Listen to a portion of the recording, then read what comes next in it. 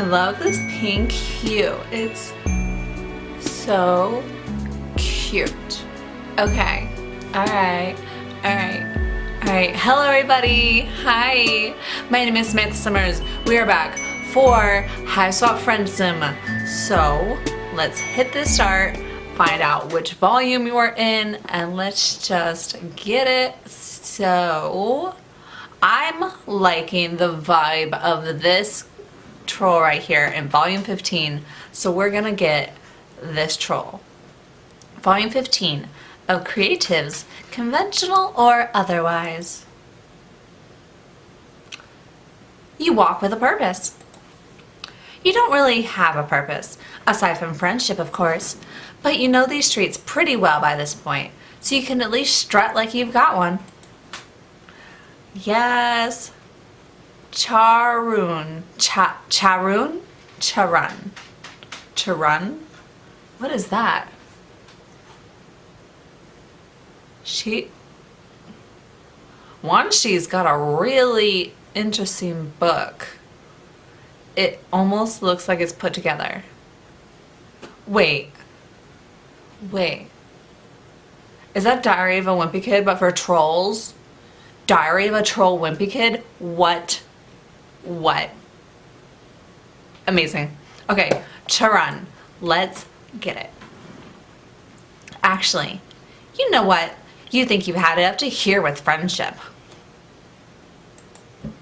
I don't know, my little blue boy, I could friendship him all day. You're sure you'll be back to your regular friend-making crap later, but today is just one of those days. A curl up under the blankets with your favorite show sort of day. A leave your phone on silent and say nothing to no one sort of day. Had those. And honestly, you've watched a friend almost die of poisoning and gassed up at the Juggalo afterlife. You think you've more than earned a day, or night, rather, of respite like this. So, just for today, you turn your back on this new swath of Alternian city you were considering walking through and head back to ye old hideout. No explorations today. Now. Only bed. It's my jacked up little hive. You drag yourself up the scaffolding to your hidey hole more than anything. More than binging on media or relaxing amidst peace and quiet. You just want to take a nice long nap. So you spill yourself into the little pile of bedding, pillows, and various pieces of clothing you manage to throw together and settle in. As soon as your body touches it, you're out like a light. But it isn't very long until you're awake again. And not because your body is rousing itself after sufficient slumber, but because of a persistent scrambling sound. A persistent scrambling sound that's followed by a loud thunk. Typically. That wouldn't be enough to get you up. You're a pretty heavy sleeper. But the noise is accompanied by the nagging sensation that whatever is making the noise is in the room with you. And that has you bolting upright. You must have woken up in the middle of your REM cycle because you feel like a mummy rising out of the crypt. Is this real life, or is this just fantasy? Your brain struggles to make sense of your surroundings through the fog of residual sleepiness that still settles over you as you stumble to your feet. Eventually, you're able to discern that the noise is coming from behind and above you, around where the ceiling is. Is there a raccoon crawling in the vents? Does Alternia even have raccoons? They probably have raccoon lucises. I mean, they got like that giant weasel thing, so... If it does, you're pretty sure you wouldn't want to meet one. But you can't exactly leave it in your living space either. You get up to investigate. The noise isn't coming from the ceiling like you thought, but from a platform that's been shoved unceremoniously to the very back of the watchtower. There's a large object in front of it that wasn't there before. A giant, curved lens that could only have come from the hole that is now on the side of the platform structure. Maybe this was an old telescope or camera that the Condensed once used for surveillance. Someone's jacking holes in my house? It's got enough holes. Leave it alone. Rude. The scrambling continues. It's coming from within the structure. You're not eager for whatever it is out there to come jumping out at you as soon as you stick your head inside, but you steel your nerves and hoist yourself up. You find yourself face to face with not some weird animal or bug, but a troll. Hi there.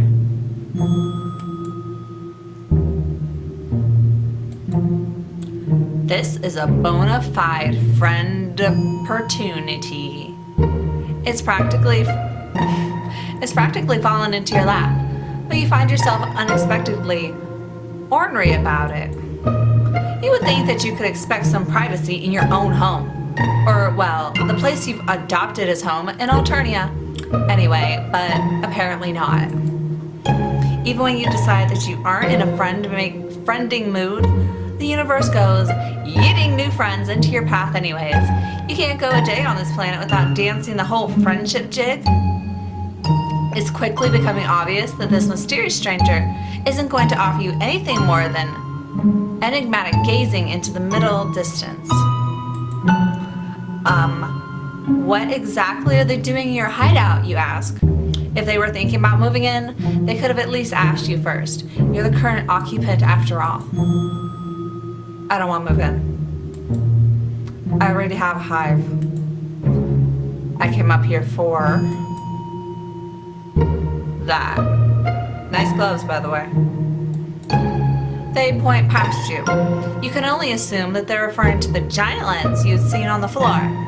Well, if they'd gotten what they'd come for, why are they still hanging out in the platform's innards like this?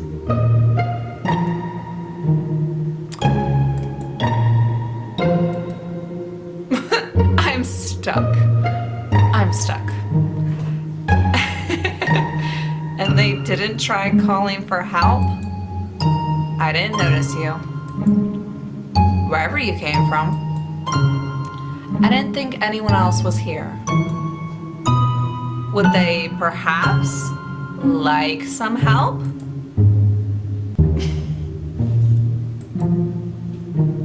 It takes two clicks to get through this guy's monotone staring.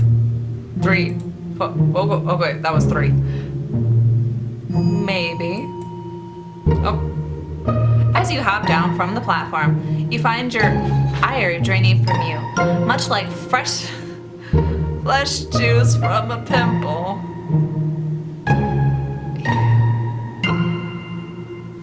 It's difficult to stay angry upon witnessing what's possibly the most pathetic burglary attempt ever, and that's counting your little fiasco with your ship. After walking around to the other side of the platform, you can see the troll's booted legs sticking out from a gap in the structure. Wow. It looks much too narrow for anyone to crawl through, though. And yet that's exactly what they must have done in order to push the lens out from behind. You yell that you're going to try and pull them out. You hear a faint, muttered, "Okay," and reach up to grab them around the waist, pulling hard. Please, please, please tell me I do not pants them. It takes a couple of tries, but with one last particularly hard tug, you're finally able to pull them free. They tumble down on top of you. Thanks for getting me unstuck and breaking my fall. You didn't really do that part on purpose, but you're glad they appreciated it, you guess? They seem pretty content to continue lying on top of you, actually. But they're heavy, so you wriggle out from underneath them like an earwig from under a rock and clamber to your feet. You nod at the lens. That's what they want, huh? The troll sits up, crossing their legs. You can see them more clearly now that they aren't sequestered inside the platform, although their face is obscured a little by their shaggy hair and floppy, wide-brimmed hat. They look about as sleepy as you felt earlier. As sleepy as you're in danger of feeling again, in fact. Their voice is slow and regular, like a monotone metronome dunked in molasses, and it almost threatens to send you right back to bed. Yeah. So?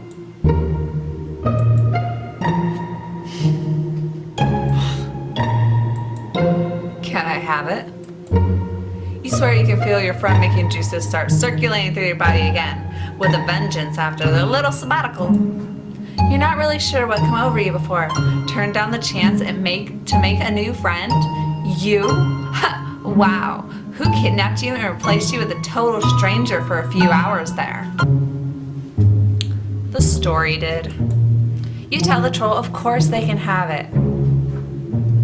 It's not like you're doing anything with it, or like it's even yours to begin with. It was just abandoned here along with the rest of this broken down tech. Curiously, you ask what they want it for. Are they building something? Perhaps they're an engineer of some sort. No. Climbing all the way up here, just for some building material, would be pretty dumb. Well, you want it for something. So what if it's building material? My goodness. Y'all weird. I want it for... Oh my goodness. Art. Okay. I clicked so many times. Art. That. Good idea. You look at the lens again skeptically. It's a cool lens, you suppose, but it mostly looks exactly like what it is. A hunk of junk. And they want to make art out of this? Their work must be pretty...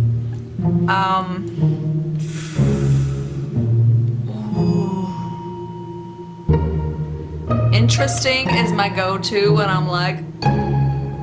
Ah! Interesting. So... Their work must be pretty interesting.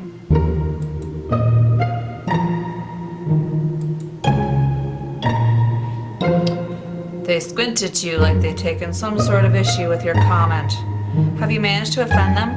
You thought you were being polite enough given the circumstances.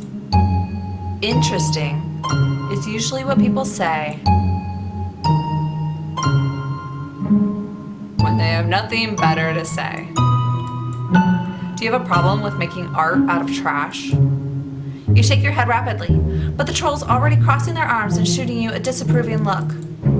I don't think I want to talk to you anymore. Oh no, does this mean that they're going to leave? And after you'd up and decided to try and add them to your ever-growing friend harem too? No, I'm tired.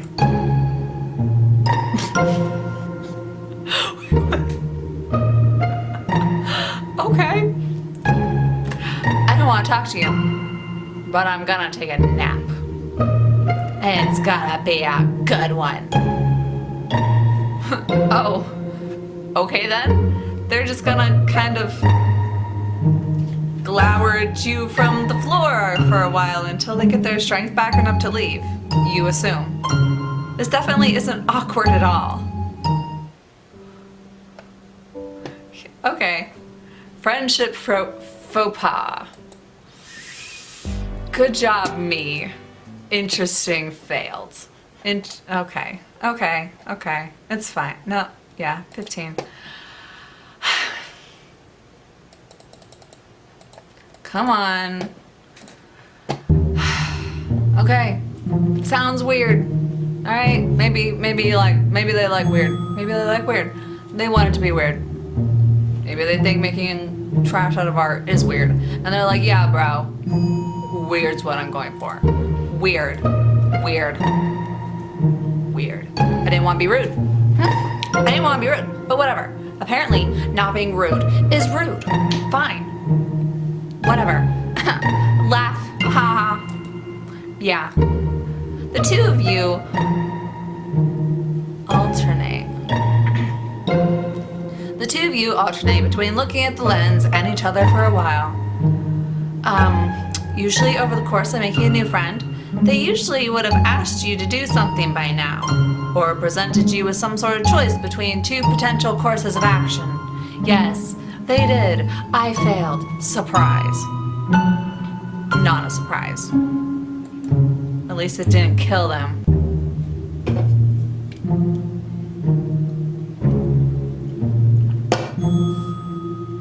Still bitter about that.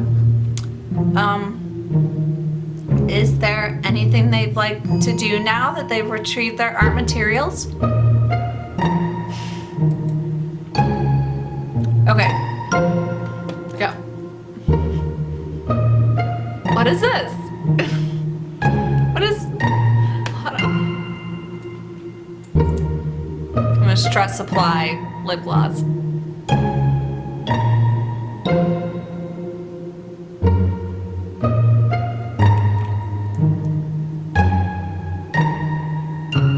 Okay. Okay, there we go.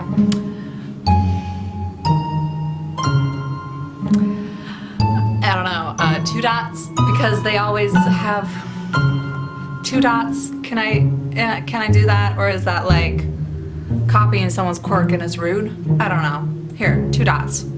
Oh, that's not 2 dots. That's not 2 dots. You Okay. Guess it's all on you now then. They probably want to take the lens back to their hive, right? I would, but I'm tired and hungry. Foraging for garbage kind of takes a lot of energy, and I used the last of it climbing up here. Don't think I'll be able to carry it by myself. They really didn't think this whole junk heist through very well, did they? But would you look at that? This is an excellent time to make a suggestion. Oh, another one. Yay!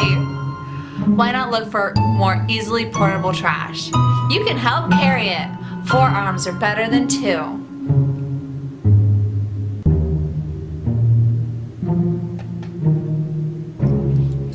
Just to help? You do that? Make sure you're careful with it. Of course. You'll treat it with all the delicacy of an egg in an egg and spoon race. Even though it's literal garbage. And it'd probably be more artsy if it was broken anyway. Just saying. I don't know what that is. Carrying it to the watchtower's entrance is easy enough. Maneuvering down the cliff face is more complicated. You manage by holding it between you as you navigate from foothold to foothold. When you reach the bottom, the troll looks like they're ready to sit down again, right there in the brush. But you urge them on. Resting in their hive will probably be much more comfortable. That's the wrong way.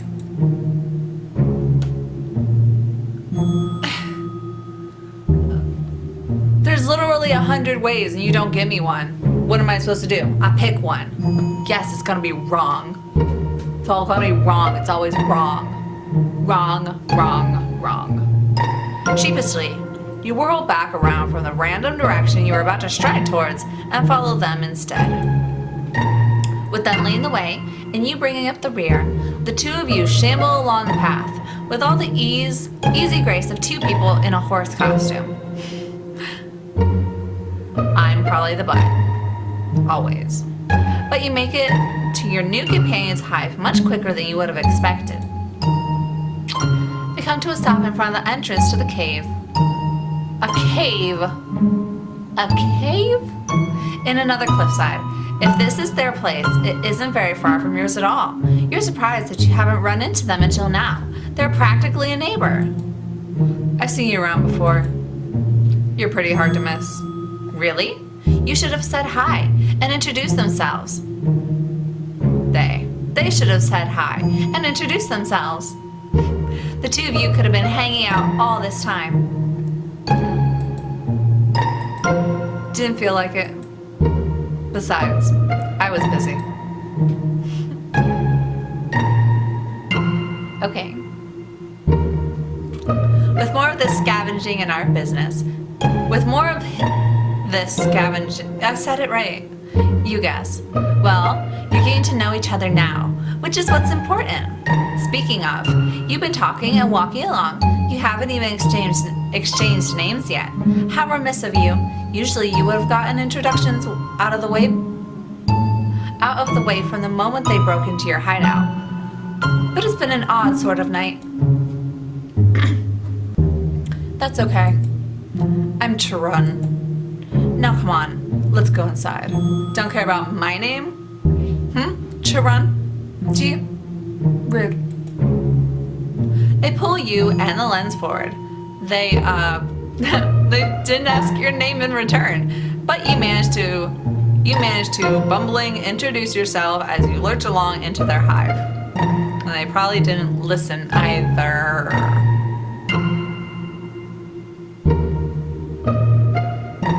Wait, there's another troll here.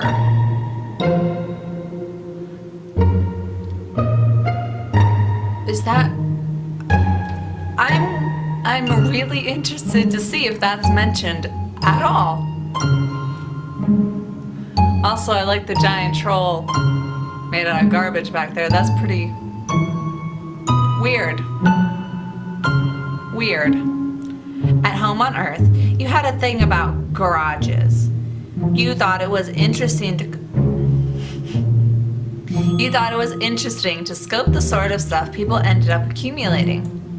You've seen some real gems in your day, a collection of singing and dancing novelty plant figurines. Wow.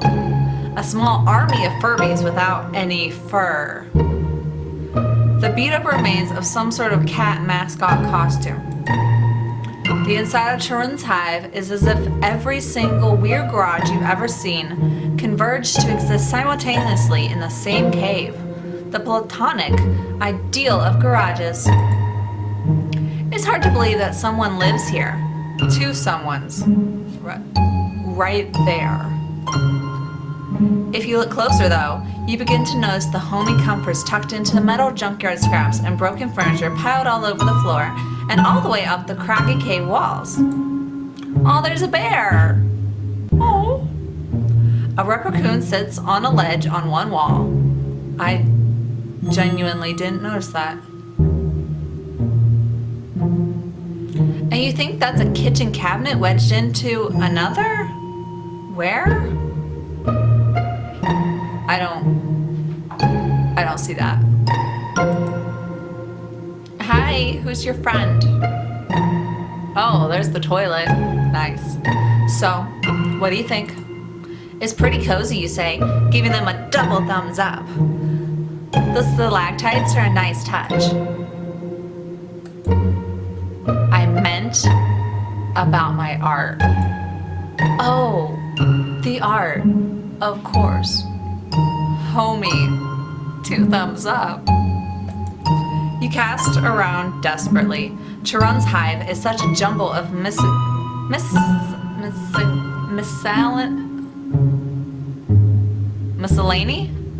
Okay. That it's impossible for you to figure out which of it is art materials, which are finished artworks, and which are Charun's actual belongings.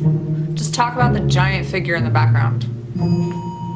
That's a pretty gnarly skull over there, with leaves in the eye sockets. The angle at which that umbrella sticks out of that lawn chair is really, complimenting. You settle on a purple object in the corner that looks like a traditional sculpture more than a bunch of household items stuck together. Those curves, the amaranthine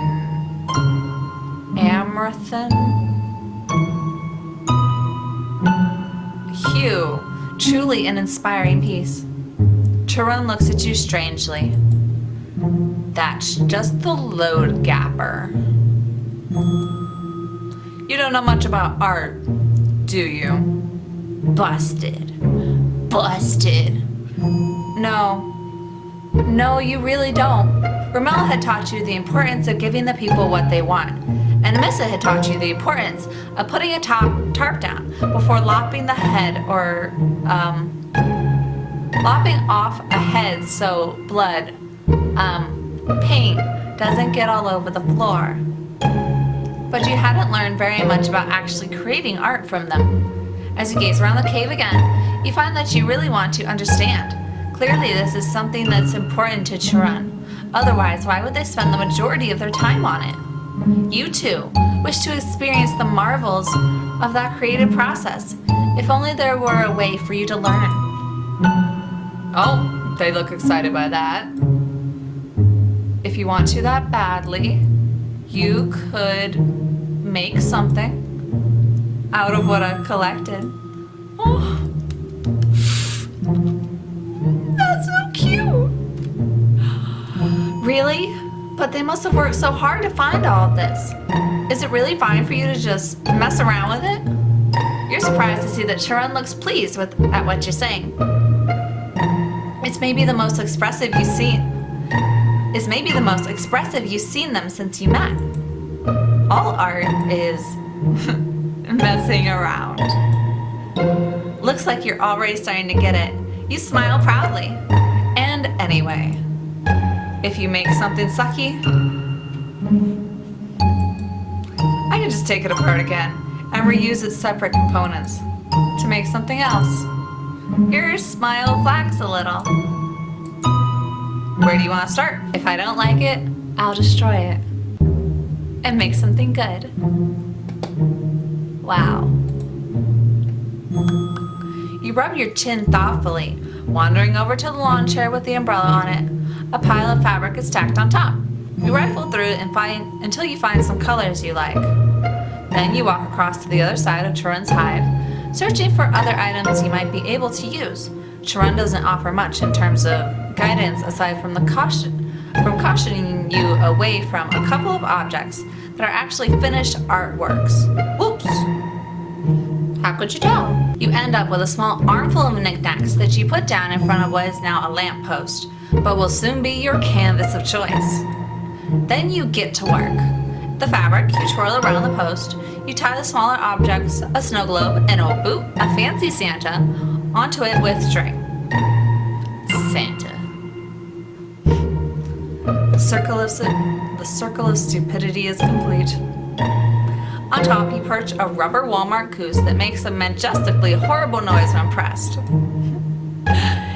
As your art piece comes together, under your hands you take a few steps back every now and then to appraise it from further away, making adjustments whenever you find something you're not happy with.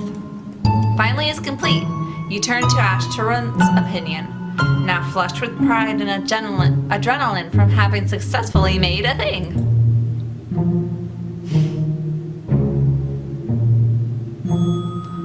They don't look very impressed. Your face falls. What's wrong? Did you use too much orange? Were the scattered loosest teeth a little too out there? Listen. You're overthinking this. Just do what feels right. You frown. Don't think at all then. Let your instincts drive you. Thinking a little is probably good too. Okay, don't overthink it. Don't abandon rational thought altogether. Let your feelings guide you, but not completely. Pretty vague, but sure, you'll give it another shot. Charun's meanie paints.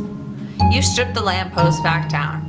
This time you don't spend too long regarding it in all its nude metal glory. You begin working immediately, whipping around Charun's hive in a flurry of cave dust and determination, grabbing things as soon as you lay eyes on them.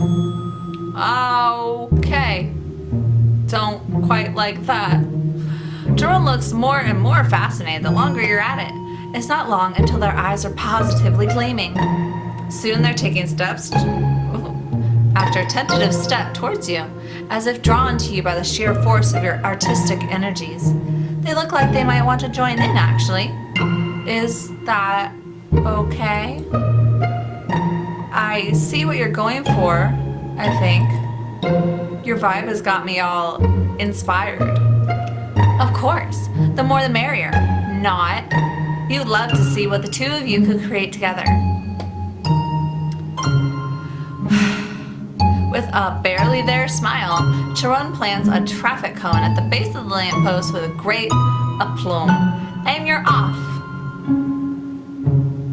It's all a blur after that. The two of you move in unison like you're co-piloting a Jaeger.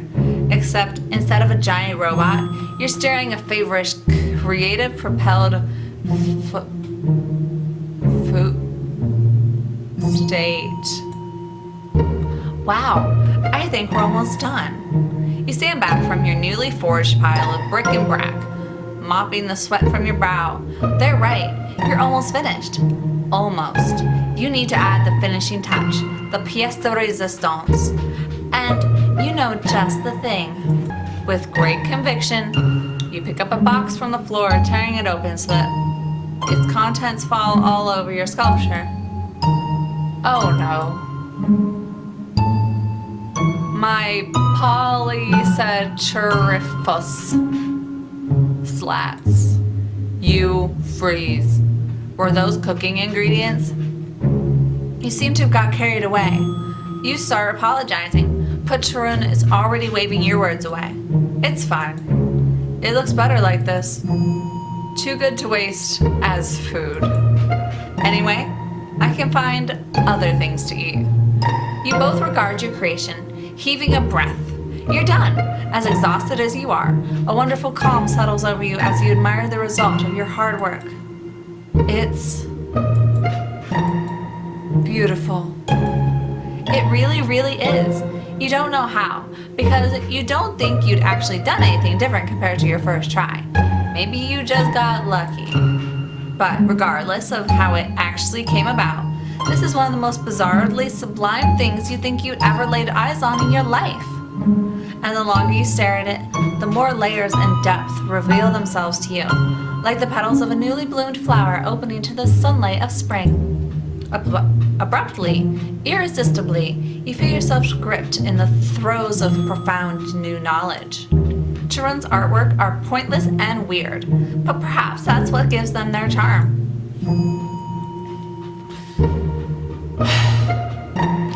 In such an uncertain and violent world, where trolls call trolls, and where you might be trapped in an endless Scythian journey across the planet in search of new friends, for a brief moment you can have this. You could stand there, awash and appreciative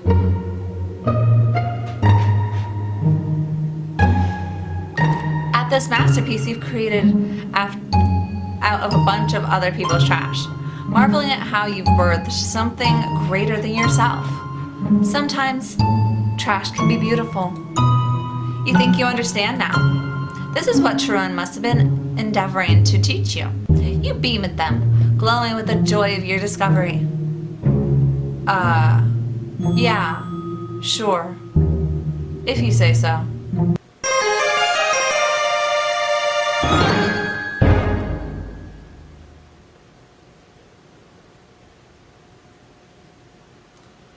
Why are we in my car? Scuttle buggy. Why are we in my scuttle buggy? But look at my adorable little face. Oh my goodness, that's so cute. This was not the friending experience that I was expecting. I kind of thought this would be a gardener troll. Maybe. But hey, art's awesome too. So, good enough for me. So we made ourselves a new little buddy. They're quite adorable. Cute little Charun. Once you get over all the pausing. That was good. This was good. I like it. Alright, that was good. Alright. Thank you all so much for playing with me. This is Samantha Summers, logging out. Bye.